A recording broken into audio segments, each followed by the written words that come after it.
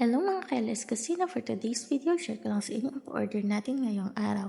So as you can see guys, 6 bilao siya, so medyo marami and medyo matrabahong gawin lalo na ang lumpiang sariwa natin. So nag-start tayo niyan ng 2 AM sa paggagayat ng ating mga gulay para sa pansit, lumpiang sariwa. At alam niyo naman guys na napakahirap pagsabayin ng pagbi-video, pagluluto, and lalong-lalo na kung breastfeeding mom ka like me. So para sa pamilyang Pilipino, go lang tayo guys. At nagising nga yung aking baby dyan. So nag-stop muna ako. Kailangan ko muna siyang itulugin. So nag-start ulit ako niyan mga 4 AM. Niluto ko na yung aking Korean fried chicken. And isinabay ko din ang pagluluto ng cordon bleu. And pagkatapos niyan nga guys, nagluto naman tayo ng ating lumpiang sariwa kasi inuna ko siya guys kasi kailangan pa natin siyang palamigin bago natin balutin. And after that, sinunod ko na yung pagluluto ng aking pansit. So hindi ko na siya na video dahil nga nakakalimutan ko kasi nag-i-stop din nga ako kasi nga meron tayong baby.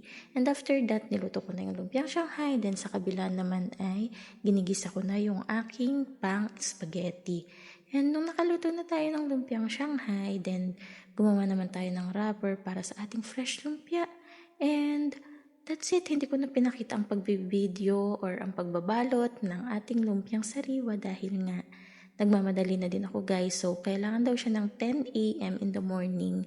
So 10:15 ako natapos pero sabi naman ni client natin is mga 11 niya na daw mapipick up dahil na doon pa nga siya sa simbahan. So nag-decide na nga ako magpahinga nito guys kasi nga napakaaga kong nagising and gusto ko sanang matulog at inaantok kasi ako. Pero as you can see guys, hindi ako nakakatulog niyan.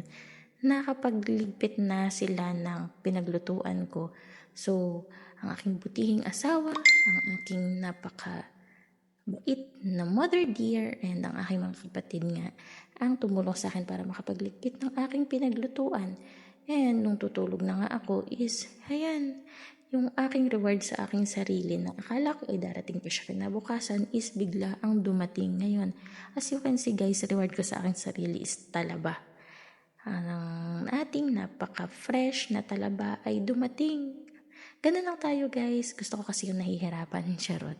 So yung reward natin sa sarili, imbis na umorder tayo ng pagkain sa mga fast food or sa restaurant is, yan ang gusto ko, mahirapan magbukas ng talaba.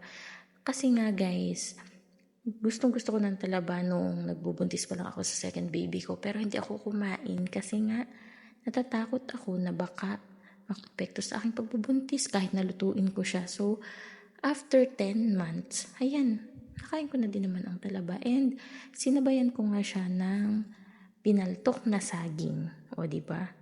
Reward sa sarili. Nakapagluto ka na ng napakatagal. 8 hours ka nagluto simula 2 AM in the morning. And nagluto ka ulit ng reward mo sa sarili. Napakahirap na talaba. So, thank you for watching guys. And enjoy mo na natin ang talaba. Bye-bye!